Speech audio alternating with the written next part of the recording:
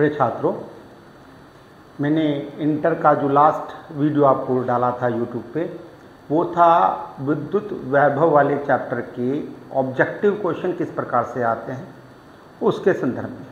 आज उसी श्रृंखला में कि विद्युत विभव वाले चैप्टर से ही आपको क्या चीज़ें, आंकिक प्रश्न, यानी किस प्रकार से आंकिक प्रश्न पूछे जाते हैं। देखिए, जो नॉर्मल लेवल के क्वेश्चंस होते हैं वो नॉर्मली हर बच्चा करता भी है, उससे आता भी है। कहीं पे ट्विस्ट होता है, ट्विस्टिंग वाले क्वेश्चंस में आपको थोड़ा सा ध्यान रखना पड़ता है। जैसे फॉर एग्जांपल आपके सामने क्वेश्चन है, वो मैं यहाँ पे आप अगर एक स्क्रीनशॉट लेना चाहेंगे रख लीजिएगा। मैं क्वेश्चन को बोल भी रहा हूँ क्योंकि यहाँ मैंने लिख रखा है उसको शॉर्ट फॉर्म में, कि मेरे पास एक वैद्युत द्विध्रुव है जो कि किससे बना है, वो आपका -10 माइक्रोकूलाम और +10 माइक्रोकूलाम से मिलकर बना है, जिनके बीच की दूरी 2 सेंटीमीटर है। इनके मध्य बिंदु O से 3 सेंटीमीटर पर एक बिंदु P है जहां मुझे वैद्युत विभव ज्ञात करना है। क्वेश्चन मेरे ख्याल से अब आपको समझ में आ गया होगा। मैं फिर से अपनी बात को दोहरा रहा हूं। मेरे पास क्या है, एक वैद्युत द्विध्रुव है जो कि -10 माइक्रोकूलाम +10 माइक्रोकूलाम से मिलकर बना है, यानी कि इलेक्ट्रिक डायपोल है। उनके बीच की दूरी कितनी, अल्प दूरी 2 सेंटीमीटर है, और उसके मध्य बिंदु से अक्षय स्थिति पे 3 सेंटीमीटर पर मेरे को एक वैद्युत विभव ज्ञात करना, उस पॉइंट पे P बिंदु पर। ये आपके पास क्वेश्चन है। अब आप देखें, जैसे ही आपको ये बात समझ में आई, आपके दिमाग में क्या आना चाहिए, जी V बराबर 1/4πε0 P/r² करा रखा है सर ने। लेकिन आप क्या भूल जाते हैं, आप भूल जाते हैं कि ये सूत्र में हमने क्या कंसिडरेशन किया था कि R जो है, यानी ये जो दूरी है मध्य बिंदु से, वो L से बहुत बड़ी है, जबकि यहाँ पर 3 सेंटीमीटर बड़ा तो है 2 सेंटीमीटर से, लेकिन बहुत बड़ा नहीं है। अर्थात मैंने जैसे कि ऑब्जेक्टिव क्वेश्चन में भी आपसे कहा था, इससे पहले वाले स्टेप का फॉर्मूला अगर आपको याद होगा तो ही आप कर पाएंगे। 1/4πε0 को क्या लिखते हैं, 9 गुना 10⁹ P/r² - L²। ये एक फॉर्मूला है जो कि आपके पास आपको याद होना चाहिए। अब देखिए, आप क्वेश्चन बहुत आसान हो गया आपके लिए।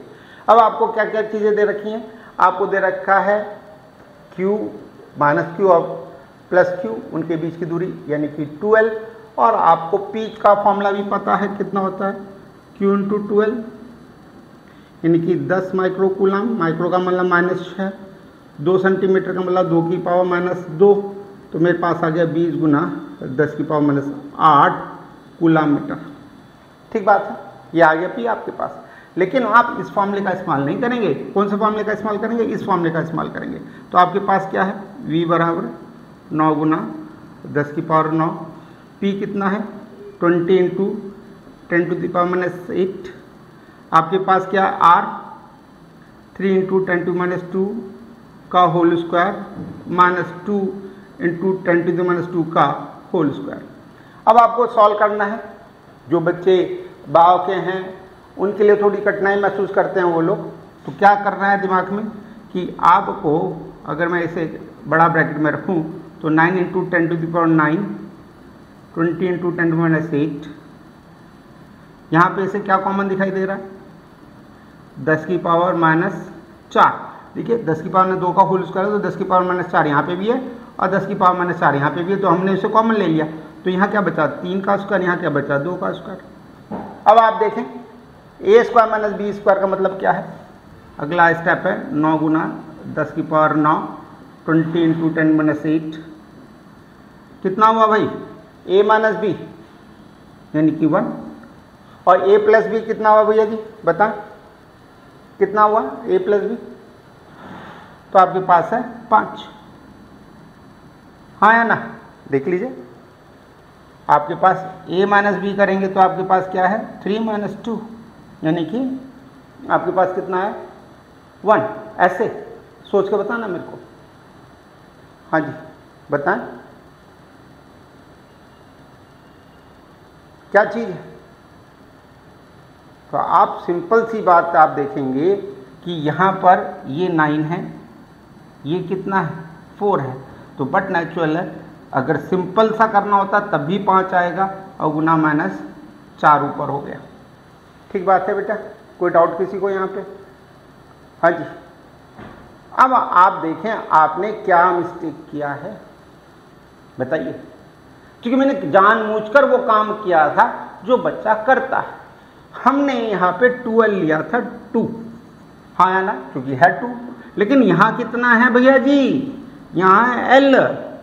गलती से भी दोबारा से वो नहीं लिख देना जो हमने लिखा है यहाँ पर। ये होती है सिली मिस्टेक। फिर से मैं कह रहा हूँ, जो लापरवाहियां होती हैं वो इसी प्रकार की होती हैं। या तो मैं ये फॉर्मूला लगा दूंगा और मैंने फॉर्मूला देख भी लिया तो दोबारा से गलती वो कर देता हूँ। क्यों टीचर कहता है भाई 12 लेना 12 लेना 12 लेना।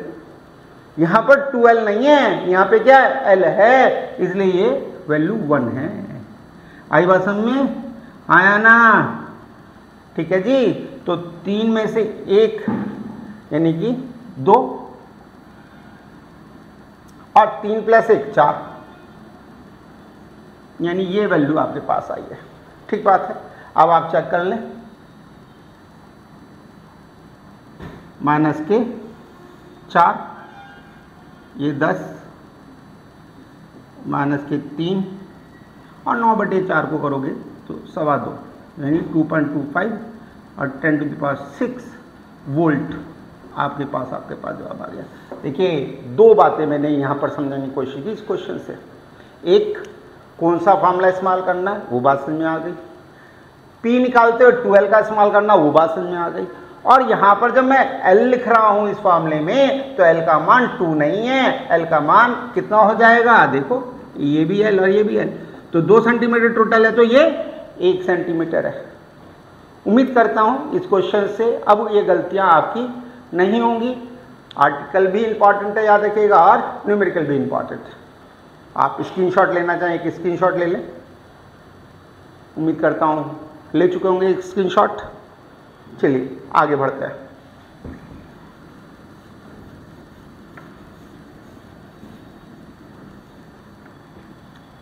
ये क्वेश्चन मैं आपके लिए कर चुका। अब आप देखें, एक क्वेश्चन यहाँ लिख रखा है मैंने कि किसी बिंदु पर विद्युत क्षेत्र है E 10⁵ न्यूटन पर कूलम, और उसकी दिशा उस बिंदु पर कितनी है? उस बिंदु पर उसकी दिशा है पश्चिम दिशा। कैसे निकालेंगे? आपको पता है, ईस्ट वेस्ट नॉर्थ साउथ। ठीक बात है। तो हमने तीर कहाँ बना लिया? इस तरीके से बना लिया, जैसा कि मैंने यहाँ बना रखा है। अब आपको कहता है उस बिंदु पर एक आवेश रखा है Q1 बराबर +2 माइक्रोकूलम। आपसे पूछा है बताइए बल कितना है। तो अब याद रखिएगा, हमने फॉर्मूला याद किया है, E बराबर F/Q0, तो F comes to B Q0E। तो F बराबर Q0 कितना है? 2 माइक्रोन, माइक्रोन माना 6, और E की वैल्यू है 10⁵ तो कितना है? 2 गुना -1 यानी 0.2 न्यूटन। और दिशा कौन सी? इसकी दिशा आ गई पश्चिम यानी वेस्ट, पश्चिम। आया ना? बिल्कुल ठीक है। अब कहाँ फंसता है बच्चा? यहाँ पर। ये जो अब वैल्यू दी है मैंने, वो वैल्यू कितनी दी है? Q2 बराबर -5 माइक्रोकूलम। अब यहाँ पे बच्चा क्या गड़बड़ करता है वो देखेंगे। फॉर्मूला यही है। अब आप देखें, यहाँ पर हमने बताया था कि जिस वक्त सदिश राशियों को लिखते हैं तो उसको 2 तरीका है। या तो सदिश के रूप में लिखूं तो क्या लिखता है? F वेक्टर बराबर Q0 E वेक्टर। क्योंकि मैंने यहाँ पर इसे परिमाण लिखा है तो दिशा भी इसकी मेंशन करनी है। तो परिमाण में -5 ना होकर बच्चा टीचर के हिसाब से -6 लिखता है। यहाँ पे 10⁵ है तो उसके पास 0.5 न्यूटन आ जाता है। अब दिशा के वक्त में वो गड़बड़ कर जाता है। क्या? वो देखता पश्चिम दिशा तो पश्चिम, लेकिन नहीं भैया जी, यहाँ माइनस है मतलब यहाँ का दिशा माइनस होने की वजह से पश्चिम से क्या हो जाएगी? उसकी विपरीत दिशा हो जाएगी, पूर्व दिशा। ये बहुत इंपॉर्टेंट पॉइंट है। यानी माइनस की गुना, यहाँ देखिए, यहाँ माइनस तो लिखा नहीं। क्यों? हम लोगों ने क्लास में क्या बताया आपको कि सदिश राशि को लिखने का तरीका है, या तो चिन्ह सहित लिखना है तो ऊपर वेक्टर चिन्ह लगाएं, यानी कि आपको F वेक्टर बराबर Q0 E वेक्टर के फॉर्म में लिखें, या परिमाण प्लस दिशा के रूप में लिखें। जो हम परिमाण लिखें तो ये तो वैल्यू ये हो गई, तो हमने Q0 की वैल्यू यहाँ पर दे रखी थी, E की वैल्यू दे रखी थी, वैल्यू निकाल ली, लेकिन कहाँ फंस गए, माइनस भूल जाते हैं। माइनस नहीं भूलना भैया, ये भी नीट के लिए बहुत टेक्निकल क्वेश्चन बता रहा हूँ। नीट के क्वेश्चन छोटे जरूर दिखाई दे रहे हैं, नीट में आना है कहीं ना कहीं फंडामेंटल आपको किसी क्वेश्चन में लगाना पड़ जाएगा, तो आपको ध्यान रखना है इस चीज़ के लिए। तो उम्मीद करता हूँ ये क्वेश्चन भी आपको क्लियर हो गया होगा, तो आप इसको भी कॉपी कर सकते हैं या आप स्क्रीनशॉट ले लें। हाँ जी, उम्मीद करता हूँ स्क्रीनशॉट ले लिया आपने।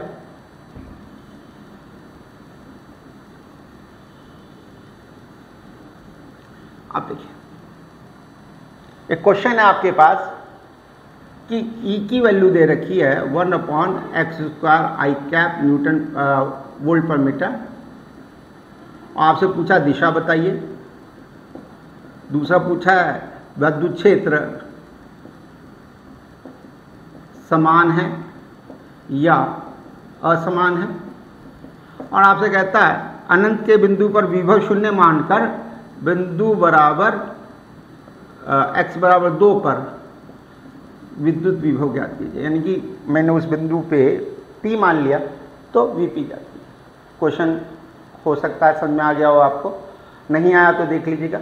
ये एक एक्सप्रेशन दे रखा है I के टर्म्स में, यानी E वेक्टर आपको दे रखा है, क्योंकि I के फॉर्म में है। दिशा पूछी है, क्षेत्र पूछा समान है असमान है, इन्फिनिटी पर यानी अनंत पर विद्युत विभव को शून्य मानकर x बराबर 2 पर आपको विद्युत विभव ज्ञात करना है। ये क्वेश्चन आपका। अब आप करेंगे क्या, जो क्वेश्चन पेपर मिला वहां से अपनी कॉपी में लिखेंगे स्टेप 1, जो कि आपको पता है स्टेप 1 मैंने कर चुका।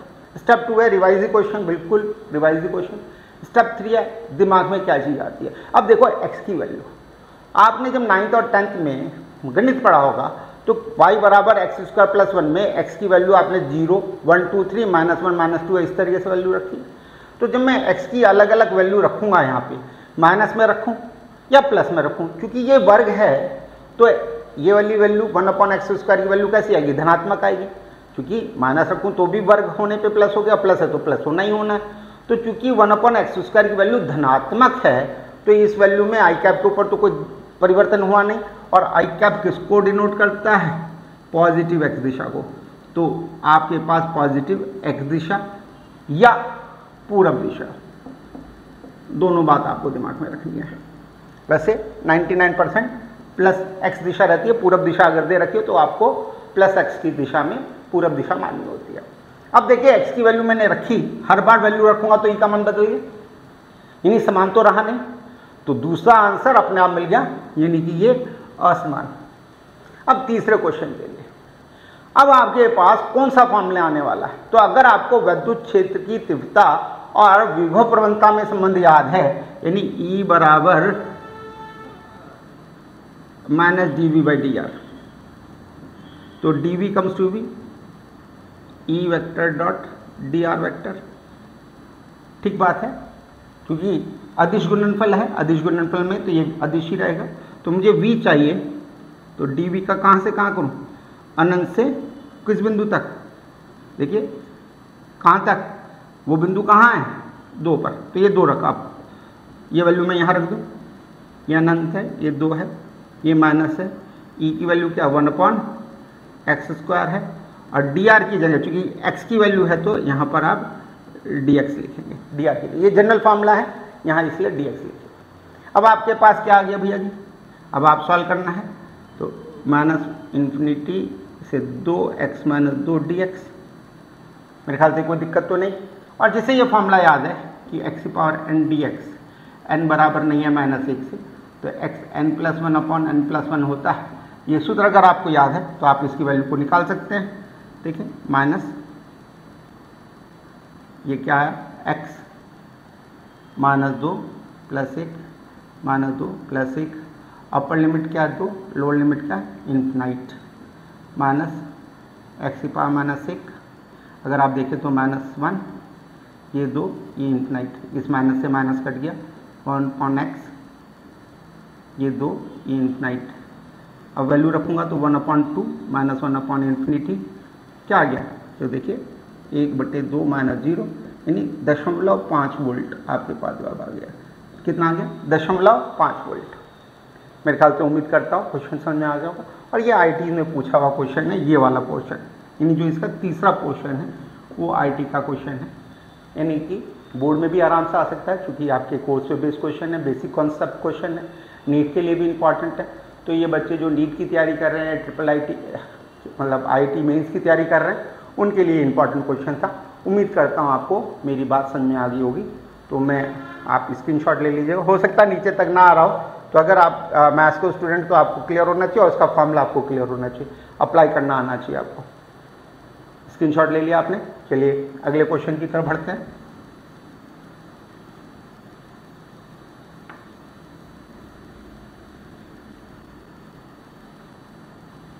देखिए एक क्वेश्चन है कि मूल बिंदु पर एक आवेश रखा है 3 माइक्रोकूलम का।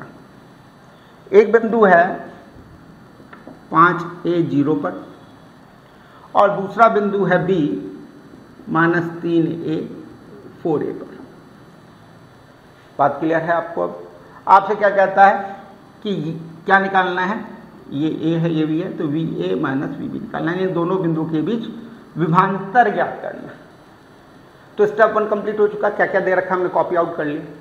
स्टेप 2 क्या है, एक बिंदु आवेश के कारण कहीं पर विभव का सूत्र होता है, अगर आप देखेंगे तो 9 × 10⁹ Q/R, ये फॉर्मूला है। उम्मीद करता हूँ याद होगा आपको फॉर्मूला। नहीं याद है तो जरूर याद करना पड़ेगा, नहीं तो इसके बगैर कर नहीं सकते। अब मैं VA निकालना चाहूँ तो यहाँ पर क्या लिखना पड़ेगा, RA लिखना पड़ेगा। अब RA निकालना आना चाहिए, यानी अब आगे आपकी 9th और 10th की गणित। इसलिए फिजिक्स क्या है, गणित की भाषा जो है अगर नहीं पता तो फिजिक्स नहीं सीख पाएंगे, याद रखिएगा। तो यहाँ पर आप RA निकालना चाहिए तो R का फॉर्मूला अगर आप चेक करेंगे, क्योंकि ये मूल बिंदु है तो 0 0 है, तो x2 - x1 का whole square plus y2 - y1 का होल स्क्वायर। RA ले लिया मैंने। अब आप देखें 5a - 0 का होल स्क्वायर, 0 - 0 का होल स्क्वायर का under root, 5a whole square under root, यानी RA comes to be 5a। और यूनिट नहीं खोल रखी तो मात्रक लिखेंगे, मात्रा। आगे बात आपको सर। अब ऐसे मैं RB निकालूं। अब RB के लिए देखेंगे क्या है, -3a - 0 का स्क्वायर और 4a - 0 का स्क्वायर। तो आप देखेंगे ये क्या हो गया, 9a square plus 16a square 25a square का अंडर रूट, यानी 5a। अब आप देखिए RA और RB बराबर है, यानी कि 9 × 10⁹ Q/RB। Q भी सेम है, RA भी सेम है, Q भी सेम है, RB भी सेम है, तो VA बराबर VB आ गया। हाँ या ना, बराबर आ गया। तो VA - VB की वैल्यू कितनी हो जाएगी, 0 हो जाएगी। तो यानी विभांतर 0 है। कैसे करना था, समझ बात आ गई। अगर ये 3 नंबर का क्वेश्चन है तो आप क्या कर सकते हैं, इन वैल्यूज को यहाँ पुट कर लेंगे, 3 माइक्रोकूलम को खोल के और इसकी वैल्यू को निकाल के, देखो दोनों बराबर है इसलिए 0। एक स्टेप को और आगे बढ़ा सकता है। स्क्रीनशॉट ले लीजिएगा आप। हाँ जी, ले लिया आपने स्क्रीनशॉट। चलिए अगले क्वेश्चन की तरफ चलेंगे।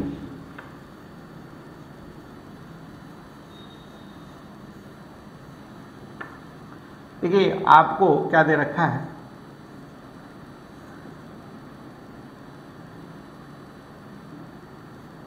एक आवेश दे रखा है कि पहले बिंदु पर आवेश का मान है 1 माइक्रोकूलम, यानी कि -6 कूलम, और इसके जो निर्देशांक हैं इस बिंदु के 1 2 4 मीटर है।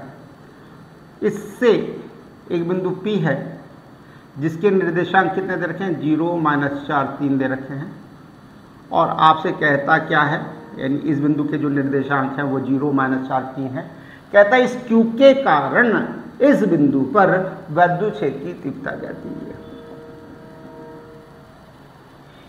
बात समझ आई आपको? अब ऐसा क्वेश्चन आने पर आप घबरा जाते हैं। क्यों घबरा जाते हैं? क्योंकि किसी भी टीचर ने आपको, यानी मैं हूं चाहे कोई भी टीचर हो, नॉर्मली एक बिंदु आवेश के कारण हम फॉर्मूला लिखवाते 9 × 10⁹ Q/R² और दिशा लिखवाते हैं, है ना। अब इसके अंदर इसे वेक्टर फॉर्म में अगर लिखना है, अगर आप वेक्टर फॉर्म में लिखना जानते हैं तो क्या आने वाला है, अगर मैं इस बिंदु को ए मान लूँ, एक की जगह ए मान लूँ, तो E vector comes to be 9 × 10⁹, हाँ जी, Q R cap upon R square, हाँ है ना। और आर कैप क्या है, आर वेक्टर अपॉन आर है। अब आप देखें 9 × 10⁹ क्यू, ये हो गया आर वेक्टर और ये हो गया आर क्यूब, ये ई वेक्टर। अगर ये वैल्यूज मिल जाए तो काम होगा। अब आर वेक्टर है क्या, यहां से यहां तक का सदिश आपका किस हिसाब से आपको लेना है, और आर इनका मतलब ये वैल्यू। अब आपको वेक्टर में क्या चीज़ पता है, अगर ये एक वेक्टर है, ये बी वेक्टर है, तो ये हमने क्या किया, घटाया, यानी कि मेरे को यहाँ पर अगर ये चाहिए यानी ए पी चाहिए, तो ए पी किसके बराबर होगा बताइए। हाँ जी, तो आपको पता है डायरेक्शन यहाँ है, तो किस में से क्या घटाना है, जिस और है, अगर मैं इसे आर पी मान लूँ तो ये आर ए हो गया, यानी ए पी जो होगा वो क्या होगा, आर पी माइनस आर ए होगा। और ये यहाँ पर वैल्यू निकालनी है, तो आर क्यूब क्या है, तो ये होगा R P minus R A vector का मॉड का निकाल लेंगे तो उसका क्यूब आ जाएगा। तो उम्मीद करता हूँ पॉइंट समझ में आ गया होगा। अब आर पी निकालें, तो आर पी निकालने का फंडामेंटल क्या है, अब आप चेक करें, मैंने अभी किया था अगर आपको याद हो। हाँ जी, देखो x2 minus x3 sorry yes x2 minus x1 का whole square, y2 minus y1 का होल स्क्वायर और z2 माइनस z1 का होल स्क्वायर अंडर रूट। अब आप देख लीजिएगा 0 माइनस 0 तो एक खत्म हो गया, -4 और -0 का होल स्क्वायर, ये है 3, ये 0 का होल स्क्वायर अंडर रूट। आपके पास क्या आया देखें, देखें 16, ये 9 वर्गमूल यानी कि 5। यह आर पी की वैल्यू आपके पास कितनी आ गई है, 5 आ गई है। ठीक बात है। अब आप यहाँ क्या देखेंगे भैया जी, आर ए। अब आप देखें 1 माइनस 0 का होल स्क्वायर प्लस 2 माइनस 0 का होल स्क्वायर प्लस 4 माइनस 0 का whole square, 1 square 2 square 4 square, 1 plus 4 plus 16 यानी रूट 21। हाँ ना, तो इन वैल्यूज़ को निकाल कर आप ये वैल्यूज़ निकाल लेंगे और इन वैल्यूज़ को रखने के बाद आप वैल्यू निकाल लेंगे ई वेक्टर की। देखिए मैंने आर ए आर पी के मैग्नीट्यूड्स निकाल के दिए। अगर आपको वेक्टर में करना है, क्योंकि मैंने वेक्टर लिख रखा है, तो मैं इसे वेक्टर में ही कन्वर्ट कर लूँ ना।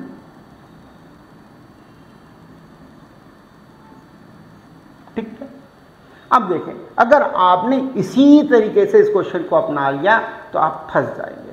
फिर मैं बोल रहा हूँ, मैंने उन क्वेश्चनों को उस तरीके से कराया जैसे हम लोग करते हैं चीज़ों को, क्योंकि हम एक रट लेते हैं। क्या दिमाग में रखना था वो बताता हूँ आपको, आप इस तरीके से नहीं जाएंगे।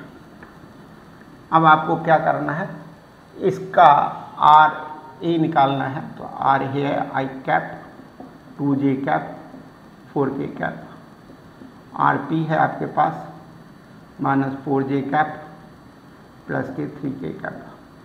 अब आपको क्या निकालना है, आर पी माइनस आर ए निकालना है। देखिए आपके पास क्या आ जाएगा, आर पी माइनस आर के में माइनस आई कैप -4 और ये -2 कर लिया तो माइनस के 6j कैप, ये माइनस का है तो 3 में से क्या घटा, माइनस का 4 घटा तो माइनस के k कैप, यानी ये मेरे पास क्या आ गया, R P vector minus R A vector आ गया। ठीक है, इसका मैग्नीट्यूड आप निकालेंगे, यानी कि इसका मैग्नीट्यूड मतलब 1 का स्क्वायर प्लस -6 का स्क्वायर प्लस -1 का स्क्वायर, तो 1 प्लस 36 प्लस 1 अंडर रूट यानी रूट 38।